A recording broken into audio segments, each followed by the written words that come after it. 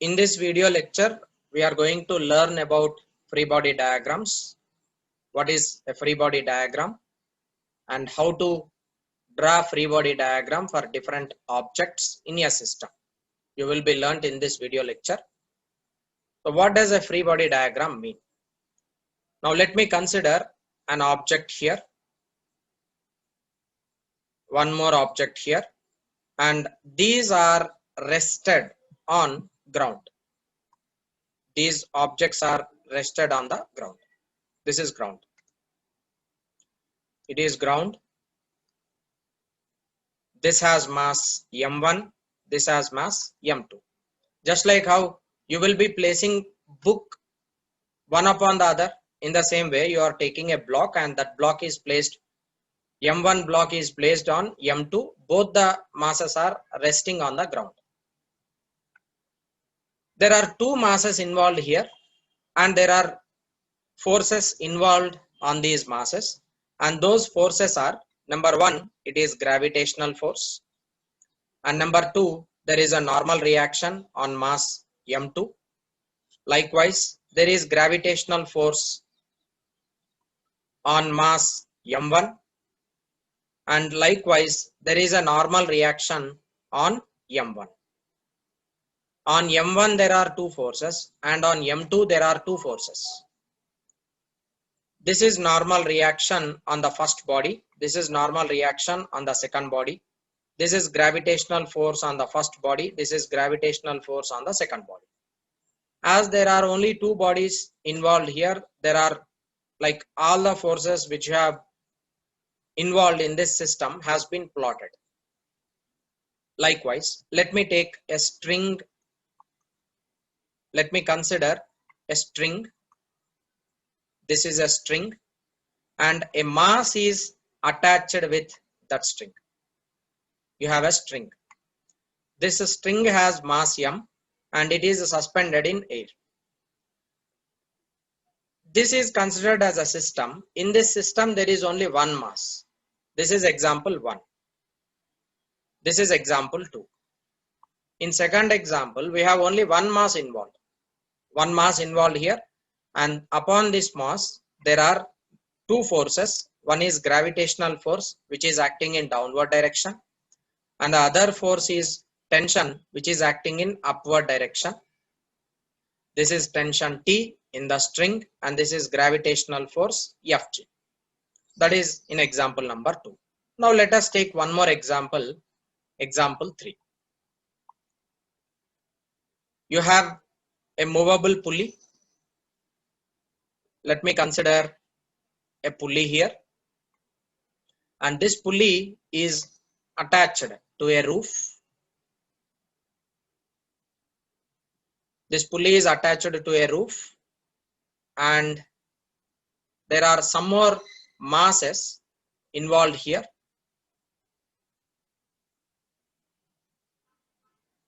Here is one more pulley and here is one more pulley,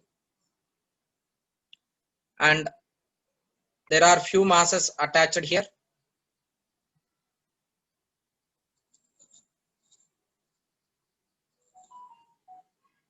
These are three pulleys and there are masses involved. There is one mass here, there is another mass here, there is one more mass here, and there is one more mass. These pulleys may have masses even, like this may has mass m1, this may has mass m2, this may has mass m3, and these pulleys, these masses which are attached here, it may have mass m4, it may have mass m5, it may have mass m6, it may have mass m7. In the first two examples, we have less complications because there are only two masses, and on those two masses we have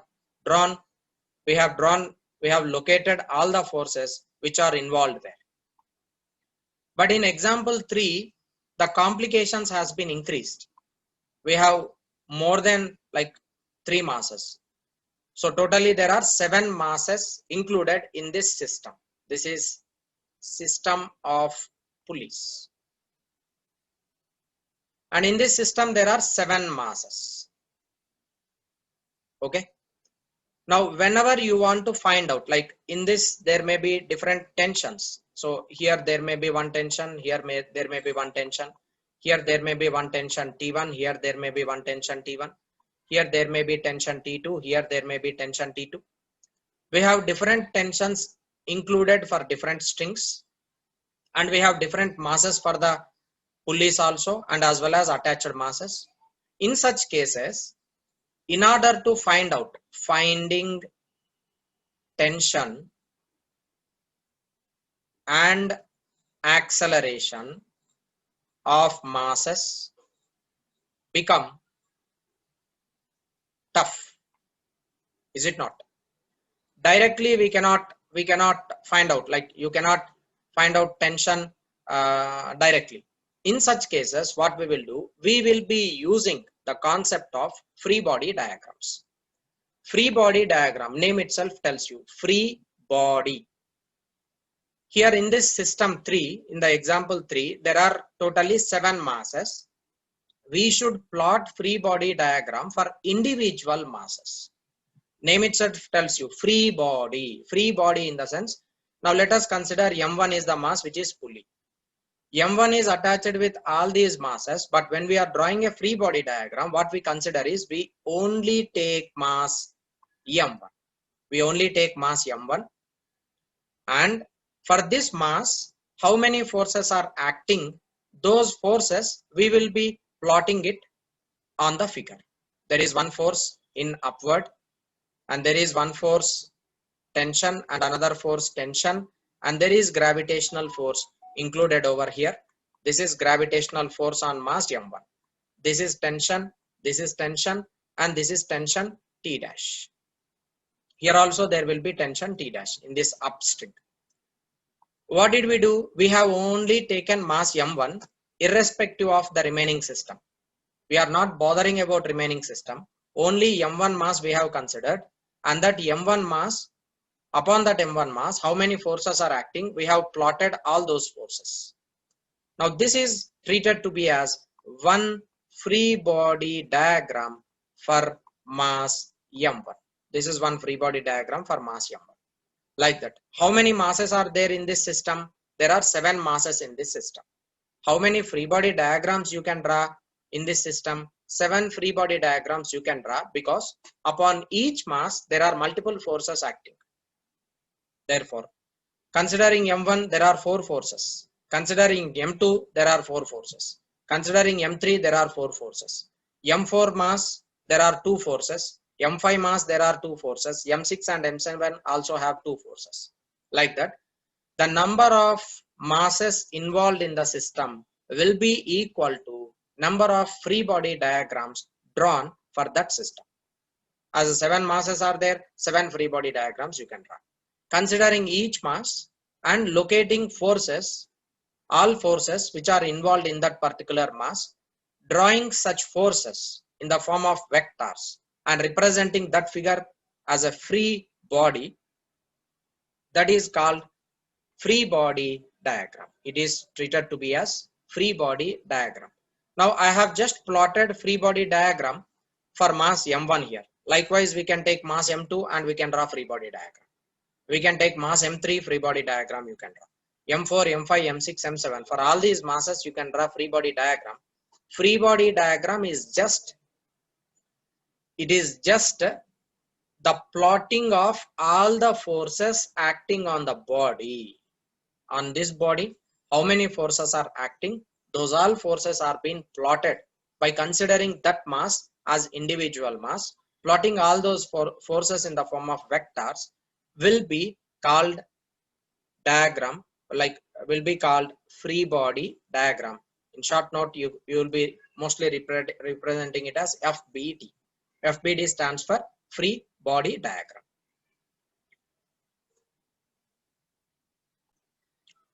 Yeah, students, be careful when you are plotting free body diagram. So I will be telling you step by step procedure. Each and every step I will explain step by step procedure to plot free body diagram for any given system.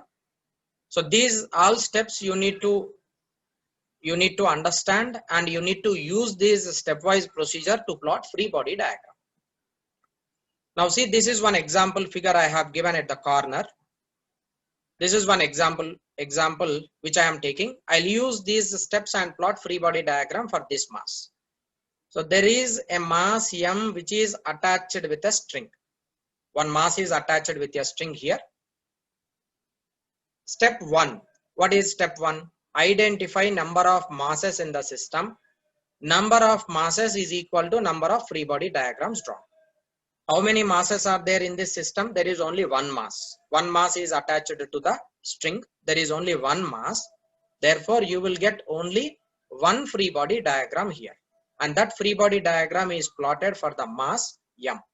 Step 1 is clear. Now go to step 2. Take each mass, identify forces acting on that mass and represent these forces in the form of vectors. Now what I'll do, I'll take this mass and there is only one mass, therefore you will get only one free body diagram. Now I'll take that mass. I'll take this mass here individually. I'll now draw forces acting on these masses. What are the forces acting on these masses? One is gravitational force, which is acting in downward direction, and the other is tension in the string, which is acting in upward direction. This is tension in the string, and this is gravitational force. Gravitational force is acting in downward direction. Vectors I have represented. Step 2 is clear. So step 2, take each mass. If there are many masses, each individual mass you will take and you will plot free body diagram for that individual mass. As there is only one mass here, I am taking only one mass and I am representing forces acting on that mass in the form of vectors. Tension is acting in upward direction. Gravitational force is acting in downward direction. Those forces I have marked here. That is step 2. Now come to step 3. Check whether the mass is in rest or motion. If mass is in the rest, net force is equal to 0. If the mass is in motion, then net force is equal to ma. So F net is equal to 0 or F net is equal to ma. You should decide by considering that mass whether it is in rest or in motion. In this case, mass is in the rest position, is it not? As mass is in the rest position, you can take F net is equal to 0. What is F net? F net is equal to sum of all the forces acting. Now sum of all the forces. What are the forces acting here? Two forces are acting. Downward force you should take positive. Upward force you should take negative. Or in reverse. Upward force you are taking negative. Downward force you can take it positive. That is our wish. Sign convention is according to our wish. Now I am considering that tension it is in upward direction. I am considering it as positive. Tension T plus. Gravitational force is in downward direction. That is what mg. F net forces acting is sum of these forces. Sum of the forces. What are those forces? Tension and mg. Tension plus of minus mg. That gives you T minus mg. As the body is in the rest position, you need to equate it to 0. Right? So T minus mg is equal to 0. That is the step 3. Check whether the mass is in the rest or motion. As it is in the rest position, we are taking F net is equal to 0. That means sum of all the forces acting on this mass is equal to 0. Sum of all the forces are tension in the string and gravitational force, which should be equal to 0. That is step 3. Clear. Next, step 4. If vectors are in the plane, resolve them into components and use F net equation along x-axis and y-axis separately. Step 4 is not involved in this example because there are no forces acting in the plane. Tension and mg, these are along y-axis. These are not in the plane. Along y-axis only these two forces are acting. Therefore, step 4 is not included in this system. Now come to step 5. Solve equations obtained. So how many masses are there? Depending upon that, you may take free body diagrams. 2 free body diagrams you may get, 4 free body diagrams you may get, 10 free body diagrams you may get. You need to solve those equations to get acceleration of the unknown acceleration and as well as unknown forces acting on these masses. Now step 5. What is it telling? Solve the equations. How many equations we have got? only one equation. That is because there is only one body, you will get only one free body diagram. You'll be getting only one equation for one free body diagram. After this, what you'll do, you will be taking like T minus mg is equal to 0. This gives you T is equal to mg. M is mass of the system, g is acceleration due to gravity. If m is 1 kg, then mg will be equal to 10 Newton. If m is 2 kg, mg will be equal to 20 Newton. If m is 3 kg, mg will be equal to 30 Newton. Based on that, you are finding unknown tension. You do not know what is actually tension in the string. But now, if mass of the system is known, you can find out tension T as mg. M can be taken here. G is acceleration due to gravity. Multiplying that, you can find out unknown tension in the string. This is the way you need to use this stepwise procedure to plot free body diagram and solve for unknown accelerations and forces. Students, you have a block resting on the table. Table has mass m2, block has mass m1, and in this you are asked to find out free body diagram for block and table. You should plot free body diagram for block and the table. Now, what is the step 1? Step 1 is that you should identify masses. Number of masses is equal to number of free body diagrams. How many masses are there here? 2 masses are there. One is mass of the block and the other one is mass of the table. So first, as there are 2 masses, we get 2 free body diagrams. First mass, it is m1, second mass, it is m2. That is step 1 we have completed. Now next, what is step 2? Step 2 is that as there are 2 masses, you will be taking each mass and plot the forces acting on those masses. Now let me take mass m1. This is mass m1.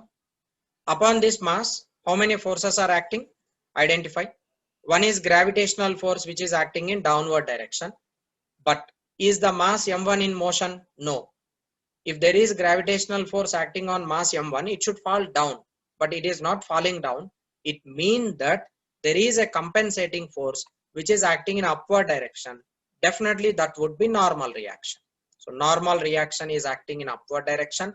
Gravitational force is acting in downward direction. That is m1 into g. This is free body diagram for mass m1. Next, take free body diagram for the table. You have table. This is table. Now take free body diagram for the table. This is mass m2. As a table, on the table, there is mass m1. So m1 gravitational force will be exerting on m2. Therefore, one is gravitational force acting in downward direction. That is m2g. Gravitational force because of its own mass. That is m2g. Next, m1 is placed on m2 mass. Therefore, gravitational force of m1 will be acting on the table. Therefore, here you will have one more force acting on the table in downward direction. That is m1 into g. These two forces are because of gravitational force acting on mass m1 and m2. m1 is not resting on the ground. m1 is resting on mass m2. Therefore, m1 will be putting some force on m2 that is equal to m1 into g. Next, there are normal reactions acting here. What are those normal reactions? Upon the table, gravitational force is exerting m2g and there is normal reaction exerted in upward direction by the ground, and that normal reaction I consider it as n2. Okay. So m1g is the gravitational force because of mass m1 acting on the table. m2g is the gravitational force of its own mass. And upward force, it is n2, normal reaction of the ground on mass m2. Normal reaction of ground on mass m2. And in the first figure, this is n1, normal reaction of the table on the mass. So clearly I am writing here n1 is equal to normal reaction of table on mass m1, right? Next, m2 n2 is equal to normal reaction of ground, normal reaction of ground on mass m2. So that is a step 2. So from step 2 we have identified what are the forces acting over on these masses and we have plotted the free body diagrams. Next, what is step 3? Step 3 is that identify whether the masses are in rest or in motion. So as masses are in rest, masses are in rest, F net on the first body is equal to 0, F net on the second body is also equal to 0 because they are not moving, that is equal to 0. Net forces are sum of the forces acting on the first body. What are the forces acting? It is N1 plus of minus M1G is equal to 0. And in the second case, what are the forces acting there? Upward force, it is N2 plus of, downward there are two forces, minus M1G minus M2G is equal to 0. Now just you can write it as N1 is equal to M1G. Normal reaction of the table on the mass M1 is M1G, and normal reaction N2 will be equal to M1 plus M2 into G. This is normal reaction N2. So we have calculated normal reactions acting on the mass M1 and M2. This is the final conclusion.